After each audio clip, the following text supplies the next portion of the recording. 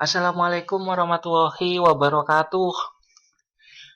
Oke, berjumpa kembali di channel Perawat Online. Apa kabar sahabat perawat online semuanya? Semoga selalu sehat ya dan tetap semangat dalam mempersiapkan seleksi CPNS di periode ini. Ya, meskipun masih belum ada pengumuman yang katanya sebentar lagi, ya semoga pengumuman itu nanti segera diumumkan ya, sebenarnya kapan sih akan dibuka seleksi CMS 2021 ini. Oke, pada kesempatan kali ini kita masih membahas soal-soal CPNS ya, kawan-kawan sobat perawat online. Kesempatan kali ini kita akan membahas bagian tes wawasan kebangsaan atau TWK. Sudah masuk ke part 17. Nah, oke, yuk segera bergabung teman-teman di grup Telegram ya. Yang belum bergabung, belum join, silakan kita tunggu untuk masuk di channel YouTube-nya. Nah, kita akan belajar bersama ya pada malam hari ini. Kalau ada teman-teman ada yang kurang sependapat dengan jawaban dari kita, silakan teman-teman bisa langsung saja komen di kolom komentar. Kita sharing dan berbagi. Oke. Sebelumnya jangan lupa subscribe ya channel Perawat Online bagi teman-teman yang baru menemukan channel ini supaya selalu update video-video terbaru terkait pembelajaran soal CPNS dan tentukan aktifkan loncengnya juga. Oke, kita masuk ke soal pertama terkait soal TWK, teman-teman. Maimunah merupakan anak kepala desa di Pantai Linu yang kini merantau ke Jakarta.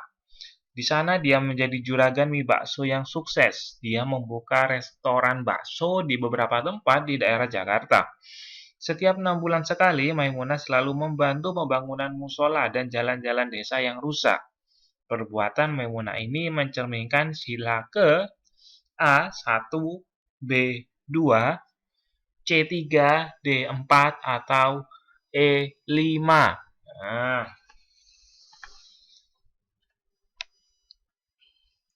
ya, ini soal terkait tentang pengamalan sila Pancasila ya, dari sila pertama, sila kedua, ketiga, keempat, dan sila kelima dari Pancasila. Oke, soal seperti ini pasti muncul ya, soal terkait tentang pengamalan sila itu pasti akan muncul di soal TWK, teman-teman. Jadi teman-teman saran kami harus paham terkait tentang pengamalan dari kelima sila Pancasila. Oke, teman-teman coba silakan menjawab. Langsung saja ketik ya di kolom live chat-nya. Nah, silakan teman-teman bisa ketik kolom live chat-nya kira-kira jawabannya apa pada soal ini.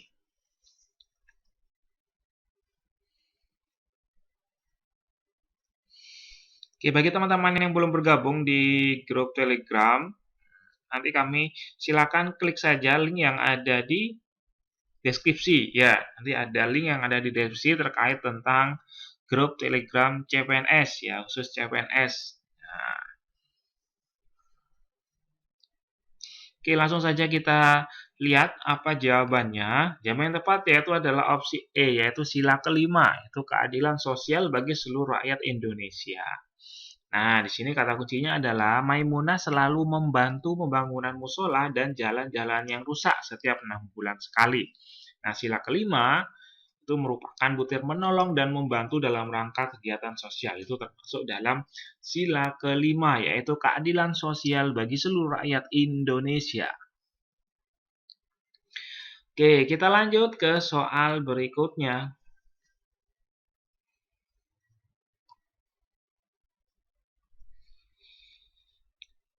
Masih soal terkait tentang pengamalan sila Pancasila.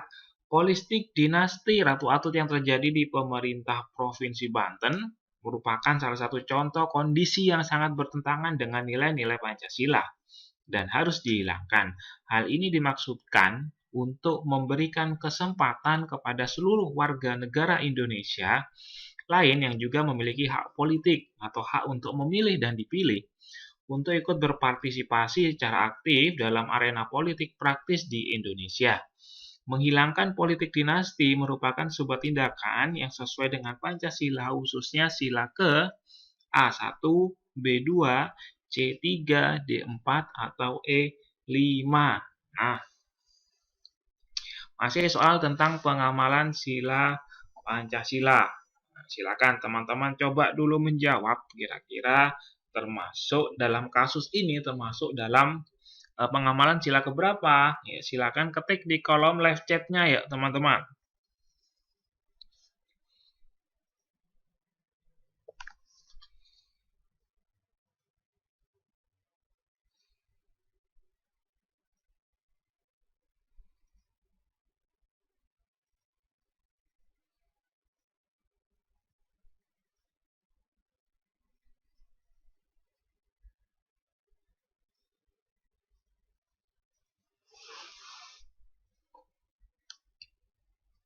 Oke, langsung saja kita bahas ya. Jawaban yang tepat yaitu adalah opsi D, sila keempat. Nah, kenapa? Sila keempat itu kerakyatan yang dimana hikmat kebijaksanaan dalam permusyawaratan perwakilan. Kekuasaan politik dinasti itu menyalin nilai demokrasi, yaitu pada sila keempat. Nah, tadi kan sudah dijelaskan pada kasus itu terkait tentang politik dinasti atau politik keturunan. Itu adalah bertentangan dengan sila keempat karena menyalahi nilai-nilai demokrasi yang ada di Indonesia. Ya, jadi jawabannya adalah sila keempat, opsi D ya teman-teman. Oke, kita lanjut ke soal berikutnya.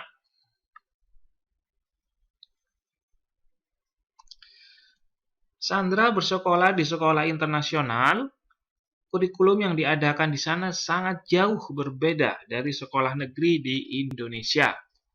Setiap hari dia dan teman-teman sekolahnya diwajibkan berbicara menggunakan bahasa Inggris, sehingga setiap ada kompetisi debat tingkat nasional, Sandra akan menjadi juara pertama.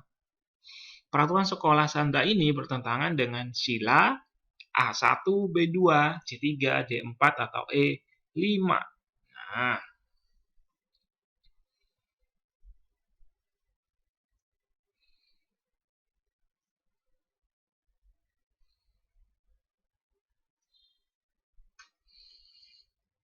oke, kira-kira apa jawabannya?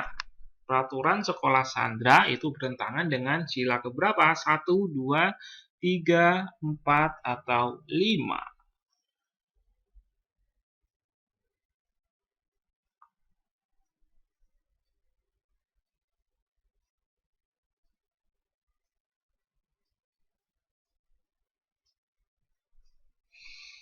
Oke, jawaban yang tepat yaitu adalah opsi C. Ya, penggunaan bahasa Inggris setiap hari ini bertentangan dengan nilai nasionalisme yang wajib menjunjung tinggi bahasa persatuan, yaitu bahasa Indonesia. Maka peraturan sekolah Sandra itu adalah bertentangan dengan sila ketiga, yaitu Persatuan Indonesia. Ya, jadi jawaban yang tepat yaitu adalah opsi C di sini.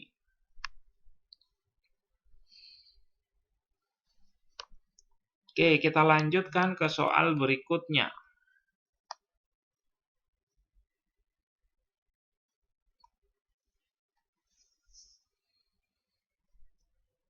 Terjadinya demonstrasi besar-besaran di wilayah Provinsi Papua dan Papua Barat yang disertai dengan aksi persekusi, pengrusakan, dan penjarahan di kantor pemerintahan adalah wujud penerapan penyampaian suara publik di muka umum yang bertentangan dengan Pancasila, khususnya sila ke A1, B2, C3, D4, atau E5. Nah,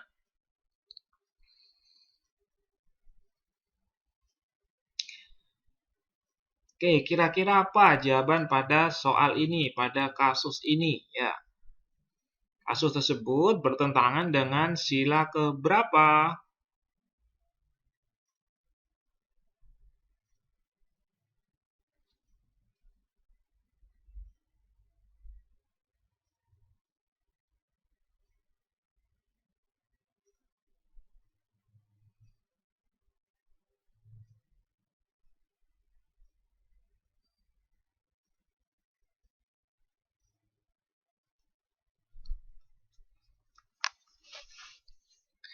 Oke, jawaban yang tepat yaitu adalah opsi D, sila keempat ya, karena penyampaian pendapat itu termasuk dalam sila keempat. Nah, pada kasus ini kan disebutkan bahwa adanya pengejaran di kantor, wujud penerapan penyampaian suara publik di muka umum. Nah, itu ya penerapan penyampaian suara publik di muka umum ya.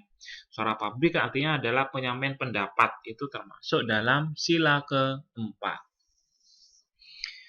Oke, kita lanjutkan.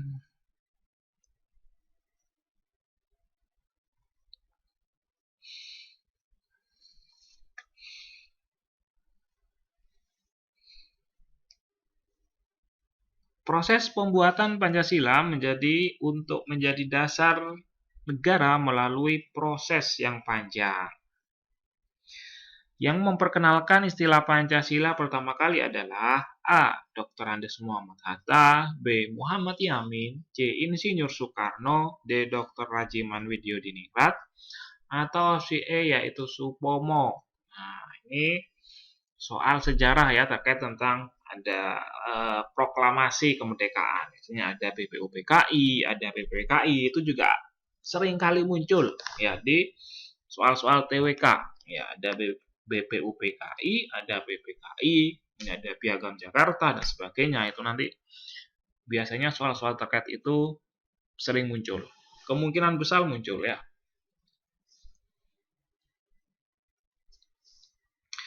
Oke, jawaban yang tepat apa pada soal ini? Yaitu adalah opsi C. Ya, nama Pancasila itu dipilih oleh Insinyur Soekarno atas saran ahli bahasa. Ia mengajukan usul mengenai calon dasar negara. Terdiri dari 5 hal, yaitu 1. Nasionalisme, 2. Internasionalisme, C. Mufakat, C. Kesejahteraan sosial, dan 5. Ketuhanan yang berkebudayaan. Ya. Oke, jadi yang tepat adalah opsi C. Insinyur Soekarno. Nah, kita lanjut ke soal berikutnya.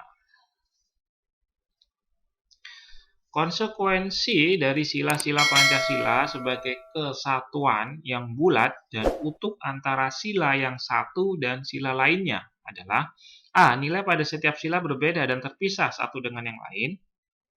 B. Setiap sila memiliki nilai dan tidak saling terkait. C. Tiap-tiap sila memiliki nilai yang saling ketergantungan secara sistematis. D. Sila pertama meliputi sila 2, 3, 4, dan 5, dan sila di bawahnya meliputi sila pertama dalam ketergantungannya. E. Tiap-tiap sila memiliki nilai yang sama. Nah, soal terkait tentang Pancasila. Ya. Oke, kira-kira apa jawaban yang benar pada soal ini? Teman-teman boleh coba dulu menjawab. Ya, kira-kira apa jawaban yang tepat?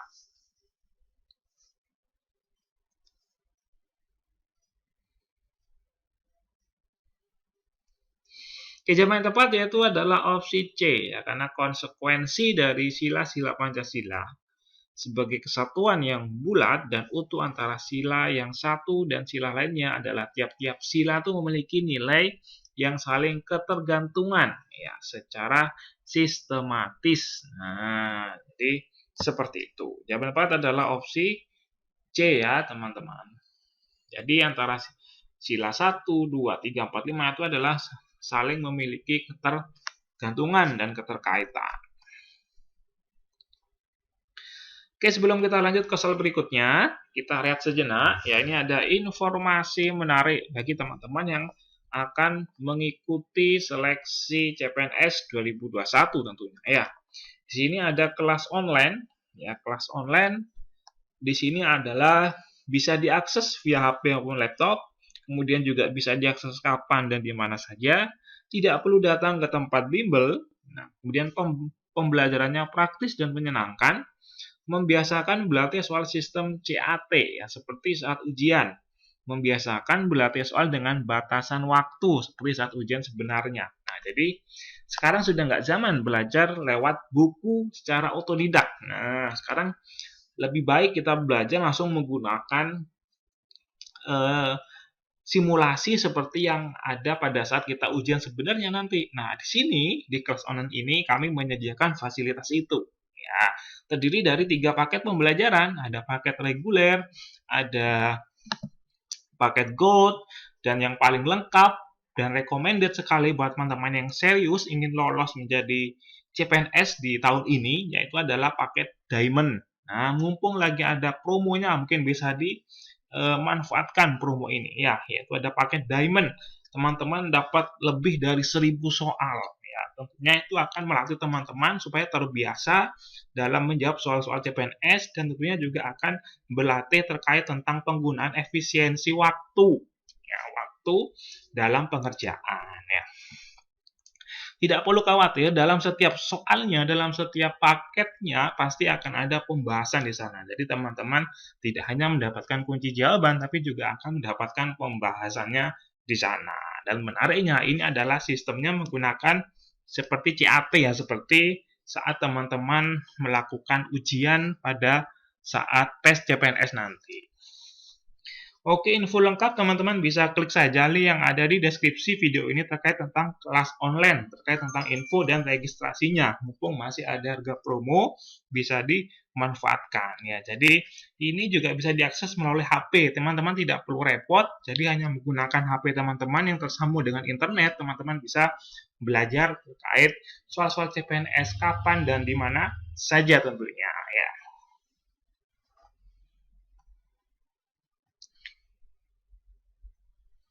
Oke, kita lanjut soal berikutnya.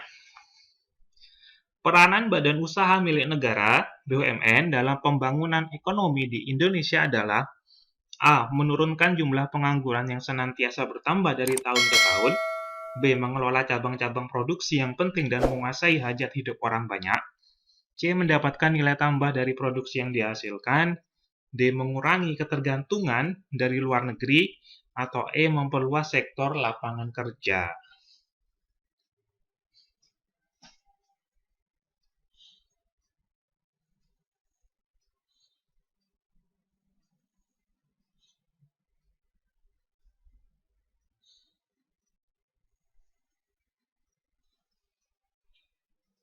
Oke, jawaban yang tepat yaitu adalah opsi B. Nah, sesuai dengan pasal 33 ayat 2. Ya. Sebagai perusahaan milik negara, tentu saja BUMN itu berdiri dan beroperasi dengan memegang tujuan-tujuan penting. Nah, tentunya sesuai pasal tadi yang menyatakan bahwa cabang-cabang produksi penting bagi negara yang menguasai hajat hidup orang banyak itu dikuasai oleh negara. Jadi jawaban yang tepat yaitu adalah opsi B.